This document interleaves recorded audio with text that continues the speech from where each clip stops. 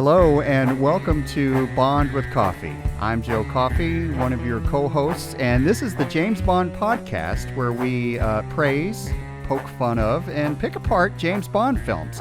Starting with Dr. No, the first film in 1962, we're doing a film per episode all the way up to the present day. And, you know, the whole point is to bring you multi-generational perspectives on these films. We have fun. There's no right or wrong. We just tell you what we think. And the fact that we have different generations involved is what I think makes it especially fun. So my name is Joe Coffey. I'm almost 50. And who else do I have with me here? Emiko Coffey. I'm 21 years old. I'm Miyako Coffey. I'm 16. And check this out. Special guest today is my dad, Joe Coffey, joining us from Fort Worth, Texas. Hey, Pops. Hey, how you doing, kids? Hi. Hi, Grandpa Coffey. We're doing good. We're excited to have you on the podcast, Dad, because this film for this episode, From Russia with Love, came out in 1963. Not only were you alive then, you were seeing James Bond films. Tell me what you remember about, you know, the early days of when these films were in theaters. Well, they were quite the thing to go see. They didn't come out very often. None of us knew who Ian Fleming was or is. Oops. They were really novel films to watch. We enjoyed them. Now, you were in the Army at the time, right? Right. 1963, I was a soldier boy.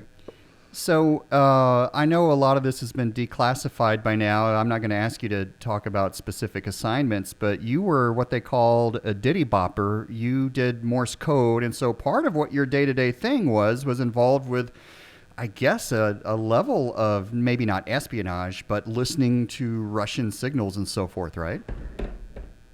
Right. That was during the Cold War was pretty heavy at that time. Also, the space chase was going on. We were just getting into sending not satellites, but rockets out into space. And so the Russians were watching us. And of course, whenever we saw the villain Russians, that made us, really enjoy the film more. Yes, and I was dealing with Morse code and listening to other military people using Morse code. So I think that sets the stage for the film nicely because there's a bit of a government-to-government cat and mouse game, listening to each other and just, I guess the politics of the time. It's very fascinating, and that continues to this day with governments, so to speak, spying on each other, right? Right. Everybody was watching everybody. And I think they are still, but they're just doing it a little bit more sophisticated than what we had. So that's a good transition to setting the stage for the film. The whole point of this film is there's an organization called Spectre, and they are trying to get a hold of what is called a lector, which they had and they got rid of. They're pitting two governments against each other. This plot gets really complicated, but back to the technology thing. The whole thing about a lector is it basically can code things and decode them. That's it. That's all this little machine is. What do you guys think about that? I mean, it was all really confusing to me. It looked like a typewriter. It was the size of the typewriter. They even compared it to a typewriter. So I was like, oh, they're just going around Europe trying to steal some typewriter. But I guess it is way more important than that. Like, if this was real life, this could be national security, right?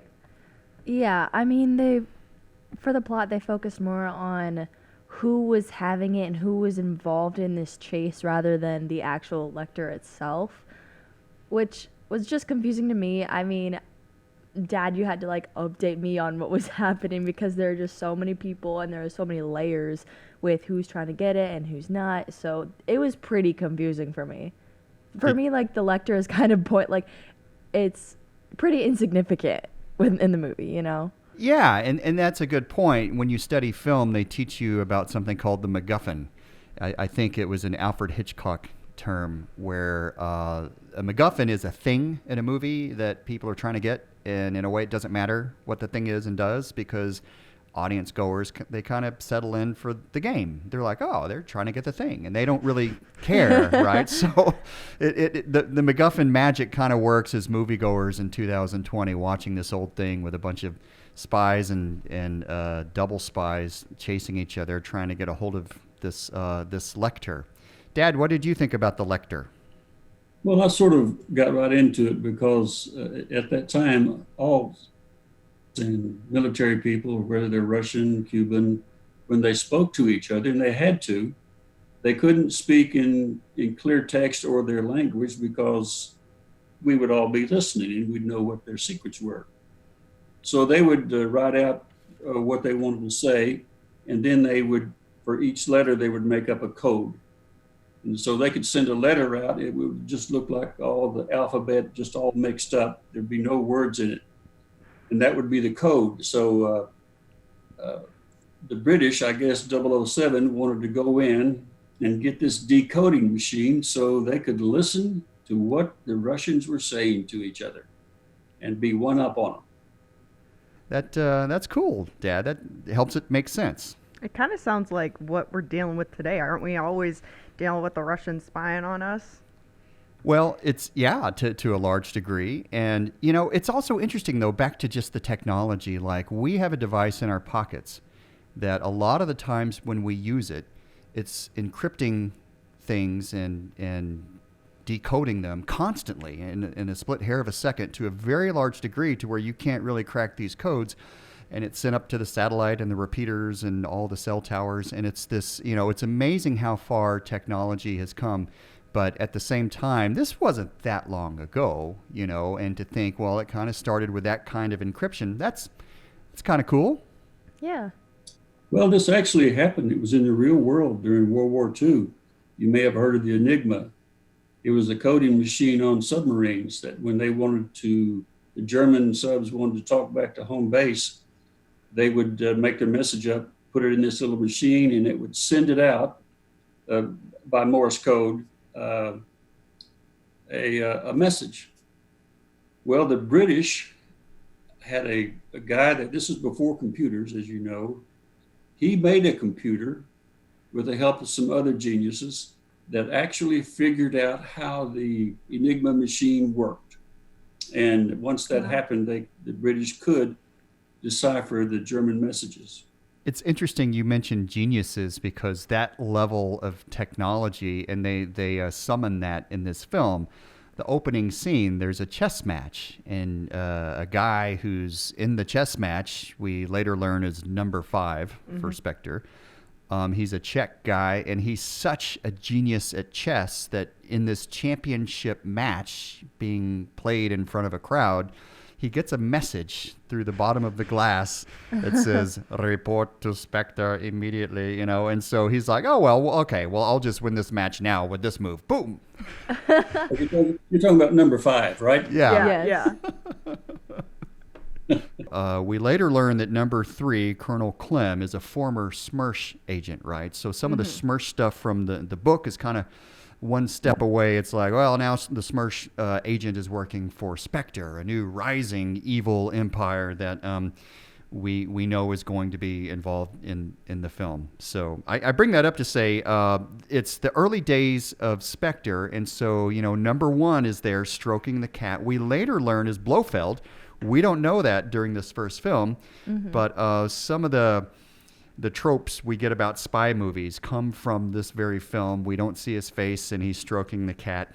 You got to love it. That's just good cinema, right? Yeah. I mean, Bond has been referred to by so many spy movies. It's the pilot to all spy movies ever, you know? So, yeah, like, of course, when you're watching other movies, you're like, they're giving a little hats off to Bond. Yeah, and as the second one, Dr. No didn't really get that deep into it. In the first movie, Dr. No, his death is kind of what they're trying to avenge in this film. And it's worth mentioning, we didn't say it in our last episode, but Dr. No, as a bad guy, was pretty inept as an evil villain. He screwed up a lot of stuff, and he... I don't think he was that good at being a bad guy. So I don't know. It's funny to look back on that film. Dad, you remember Dr. No, right? Yes. Now, you should share a personal story. I'm trying to remember. I've heard you tell it a few times. You saw one of these films like when it premiered. What was it? This one or one of the film? Was it 1963? I think it was. I get them confused a little bit, but it's one of them. And I think this film, From Russia with Love, premiered in Tokyo, Japan. But I wasn't in Japan when this premiere happened. But later on in 1964, I was in Hokkaido, Japan. And I went to Sapporo, took a train to Sapporo to watch, I believe it was this film. I don't remember that much about it. Cool. I just remember it was cold, snow was up to my shoulders. And, it was on a train and quite a trip. Speaking of a train, the train is a huge thing in this movie, right? It is. They're on the famous Orient Express.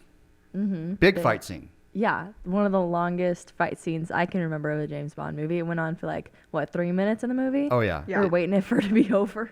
It took 3 weeks to film just that 3-minute fight scene. And the fight scene is with an actor, or the character's name is Donald Red Grant. Mm-hmm. And he's really the first henchman. Some famous henchmen in the Bond series. Dr. No didn't really have a henchman. It had a bad guy. A couple of people showed up in that film, but this one has a feature henchman. So he's blonde. He looks like the Aryan kind of fellow you'd see in an SS uniform in a World War II movie. Fun fact, he's the captain of the boat in the film Jaws. Oh. I don't know if you two have seen that. Did you know that, Dad?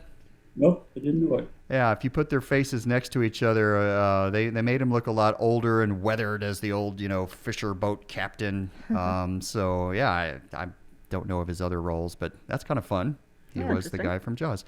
So Red, he kind of follows Bond throughout most of the film from a distance, even keeps him from getting killed a few times, and then later gets to introduce himself on the Orient Express. And he's kind of a double agent. He's making Bond think he's somebody else. And like we mentioned earlier, this plot gets really complicated really fast, but you watch it and you're still entertained, and you just kind of, ooh, fist fight. Oh, wow, espionage. Ooh, I mean, there's a lot going on. So even if you don't understand it, it's not like you're baffled and you can't enjoy the film, wouldn't you say?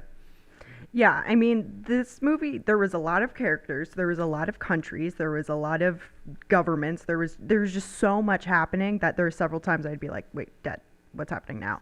But you're right, it was entertaining because there were certain people like 3 and like Red that would come in and you're like, okay, I don't exactly remember what you're doing, but you're kind of shady. So we're going to see what happens. And then there's a fight scene. So there's always like excitement for something to come, but it was really confusing.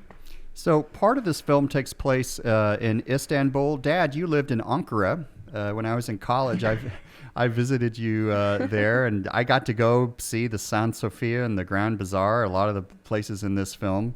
I thought it was neat to see it in this film, but even decades before I got to see it. But it really wasn't too different when I got to see Istanbul in the 90s. What did you think of seeing Turkey in this film? Well, it was, going through the credits, see, I just watched it because I knew you were calling. And I don't know, now it's strange that all the credits are at the beginning of the movie. Everything. That's from true. The title to the director. And all that was shown on the belly of a belly dancer or her back or something. That's right.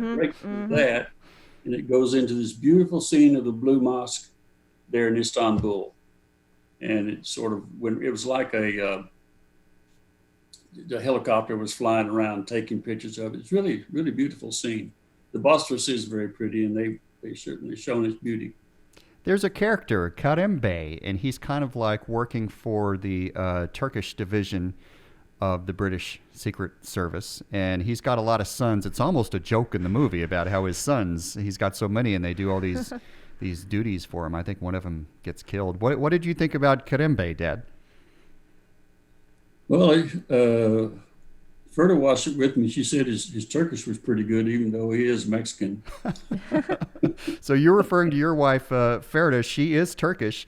And Right. it is true. The actor's name is Pedro Armendariz, and he actually died during the shooting of this film. Yeah. Yeah, he got Well, I pretty thought it sick. was, Yeah. he had all the sons, and finally he gets killed on the Orient Express. And I don't know exactly where their train stopped. Bond gets off, and one of his sons comes up, and Bond says, "Hey, I've got bad news for you. Your dad is dead." And he says, "Oh, oh, nothing. Oh, okay. What can I do for you now?" Yeah, I remember laughing at that in the film.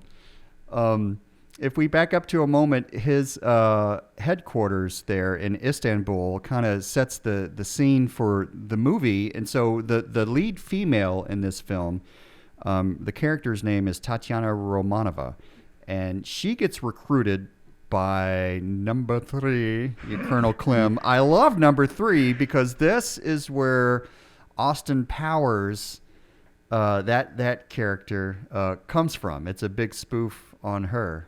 I forget that character's name, but there's a lot of similarities there. But there's a really strange scene when Colonel Klim is recruiting Tatiana, who used to work for a Russian office, and it's not very HR friendly. I think you could file a complaint if that scene were to happen these days. But that's neither here nor there. There's just lesbian undertones and some touching, and then she accepts the job, but she has to make sure that Tatiana is okay with romance in the course of her espionage duties. And that kind of becomes a part of the film because, in 2020, it's not a big shocking news story if you hear that a sex tape got released by some celebrity. But it is part of the plot in this because James Bond and Tatiana, they get busy and they don't know that they're being filmed. And so for Spectre to have this film against a British secret agent, that's kind of some leverage to pull against the British government. And so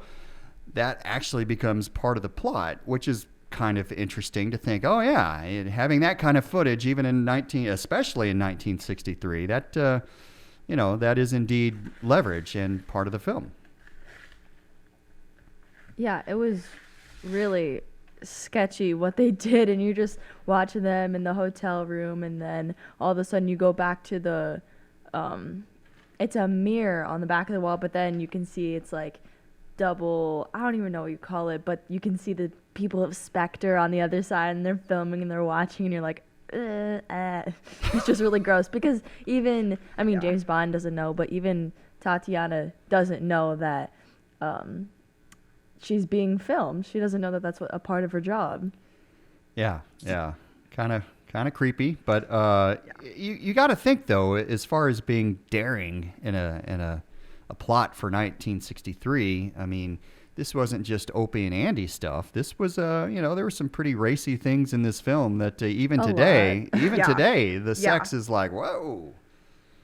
Even just like the insinuations, and it's a lot dirtier than I remember the first times watching it, honestly. It's probably just because I didn't get it because I was younger, but yeah, it's pretty racy. I think it's really bold of them, like bold in general, whether good or bad, which I feel it's quite negative. But I wasn't alive in 63, but I can't imagine this coming out in 63 and everyone being like, that's normal. I was curious about the lashback. Was there any? You know what I mean? Do you remember, Dad? Was it controversial, or were people talking about how racy it was? No, I don't think so. I don't remember any of that. It was just an exciting film. I also remember in 1963 there were some other good movies released: Mutiny on the Bounty and Cleopatra with Elizabeth Taylor, Gregory Peck and To Kill a Mockingbird released that year. You recognize those movies? Oh, kids? yeah. So those were some heavyweights. This movie came out in an age where some pretty big films were coming out. And as money makers, I wouldn't be surprised if From Russia with Love was right there with the top of them. We'll have to look that up. Yeah, we do know that the budget was doubled from Dr. No. The profit was $79 million, if I do remember correctly. Okay. And the profit from Dr. No was 53, I'm pretty sure, million. So they had figured out they have a blockbuster money generating franchise on their hands. Yeah. Okay. Some other characters to talk about. Well, not really characters, but there's a cat fight scene. These two gypsy women Oh my gosh. are trying to kill each other to settle the score over a man. That's kind of a funny scene. Dad, I thought of my time in Turkey when before the fighting happened. There was some dancing. There was some belly dancing. They were drinking Rocky and doing the little tap the knife on the glass to participate in the moment kind of thing. What did you think of some of those Turkish elements, Pops? While I was in Turkey, I had to settle several of those disputes. I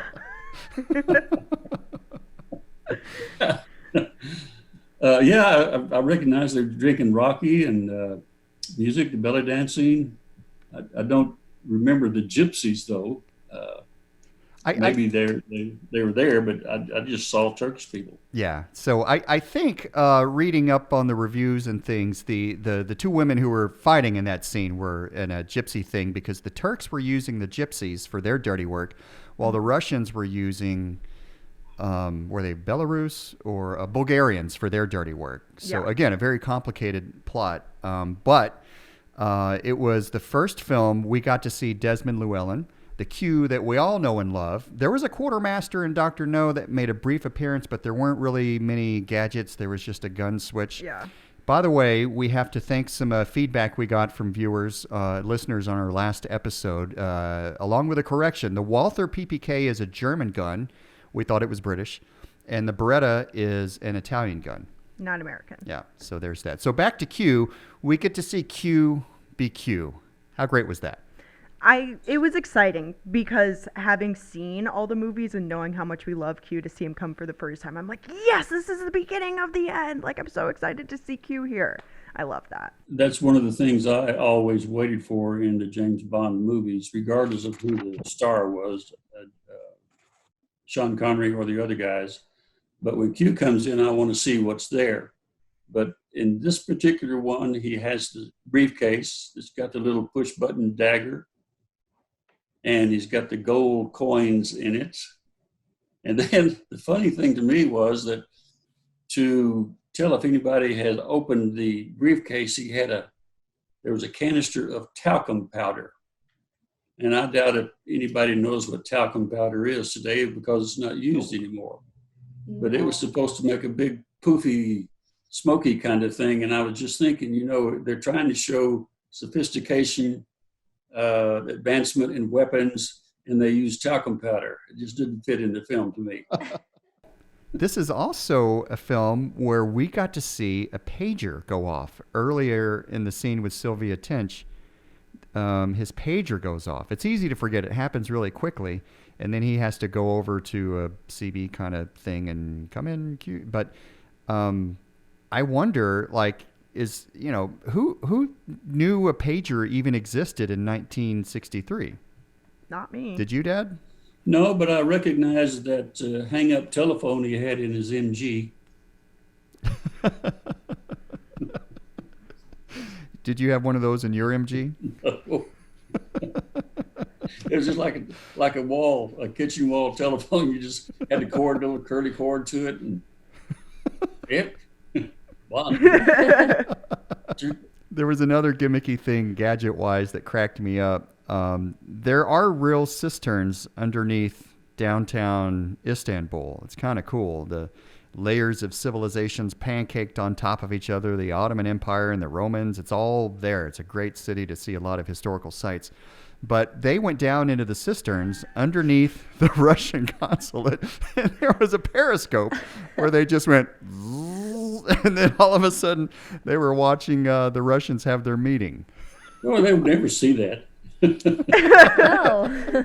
It's funny to think about, if in real life, because a lot of this stuff is in real life, that there are layers and packed on top of each other, but whoever the engineer, architect, or whatever who was like, we're just gonna put this in here for you guys, and we're, I just think that's so funny that they were like, no one will ever suspect. Oh, yeah. And there was a great explosion scene around that consulate that happened a day earlier.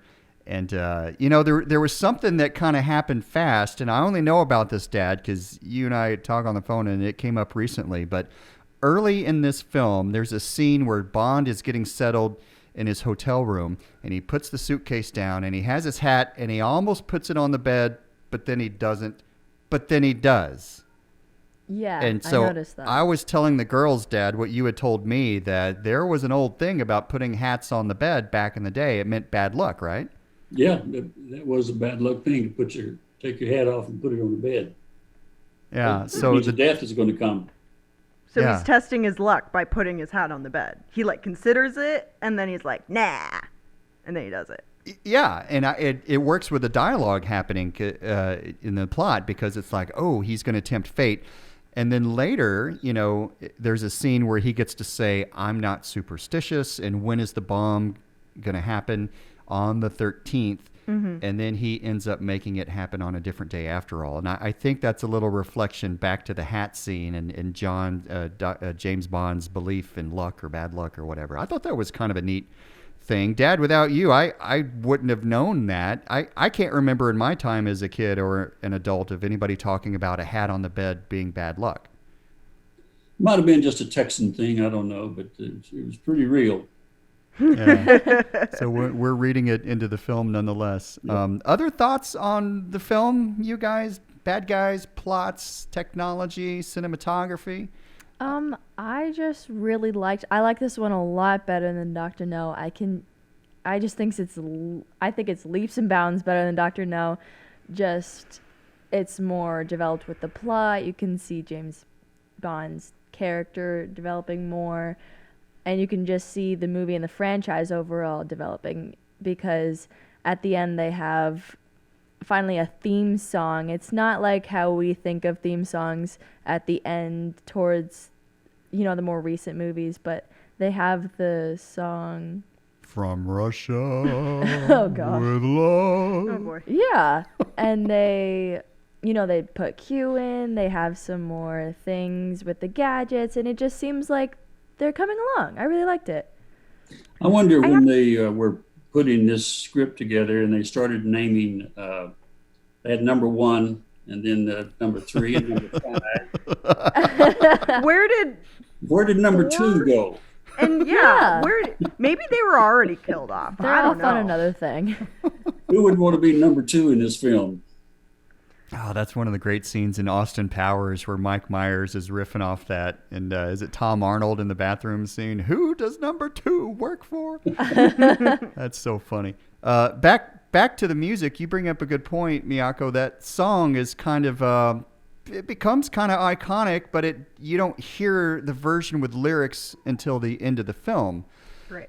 And so I think from the next film on, they make sure to put the theme song with huge lyrics and a huge vocalist in this animation sequence, or when they're projecting credits on bodies or whatever. So that becomes a thing after this.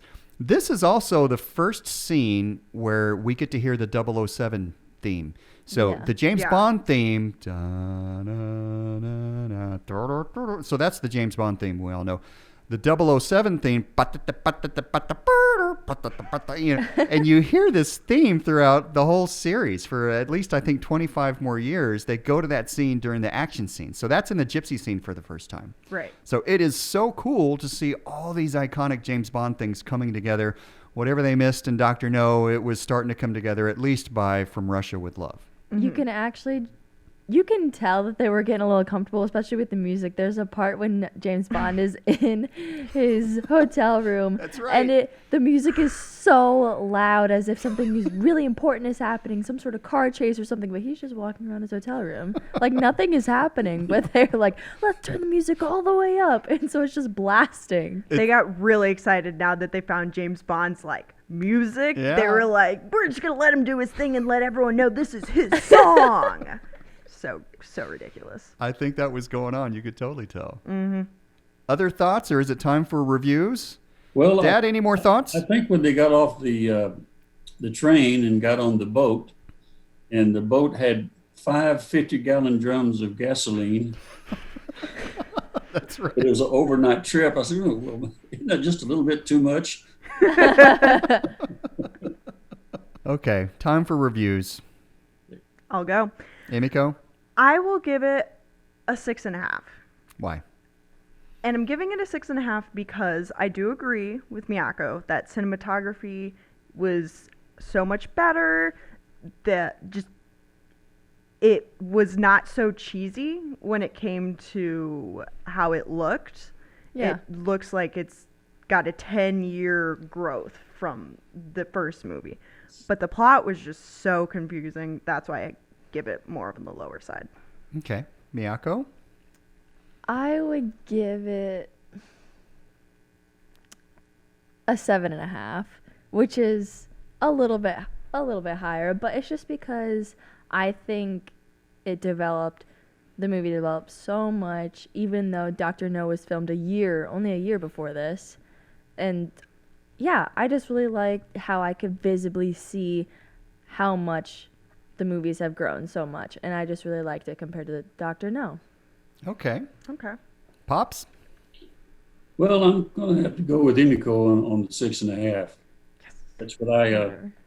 But for the film at its time, it had a lot of interesting new things for people to see. But if you compare it to a adventure kind of film today, I think this film would be left in the dust.